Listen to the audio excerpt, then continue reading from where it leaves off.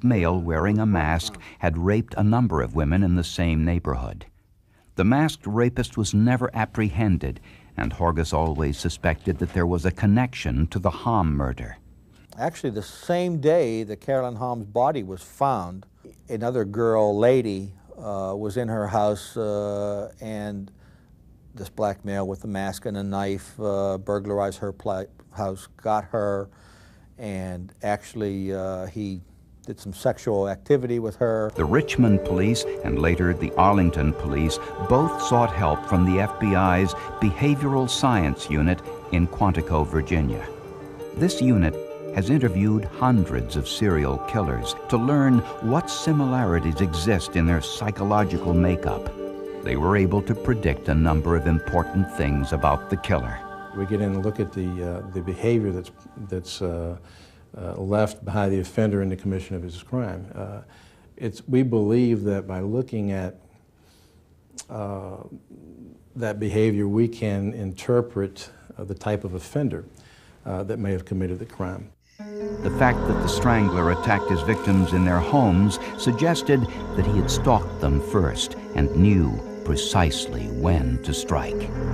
The FBI concluded that the perpetrator was between the age of 18 and 30, the quiet type, a loner who held a menial job. He probably had a troubled relationship with his mother and began his crime spree with arson. Historically, many serial rapists and murderers begin with arson. Serial killers are usually white, but could be any race. He lived or worked close to where he committed his first crimes. That's because criminals begin their crime sprees in an area where they feel most comfortable. He took sadistic pleasure in strangling his victims. He would periodically release the bindings so he could hear his victim plead for her life. It appeared that the perpetrator had intended the victim to suffer considerably. In one case, a shoe impression was found on the victim's back. These women were obviously first just terrified to the very bone, and then were systematically sexually assaulted. And you know, at the end, and it's not clear whether they were dead when he did this or alive, but he also masturbated on his victims. And it was these semen samples which would prove to be extremely important pieces of evidence.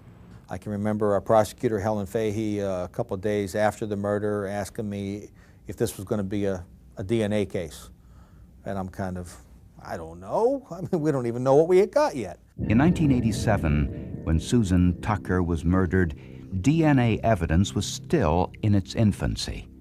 The first time DNA evidence was used in a criminal case was only a year earlier,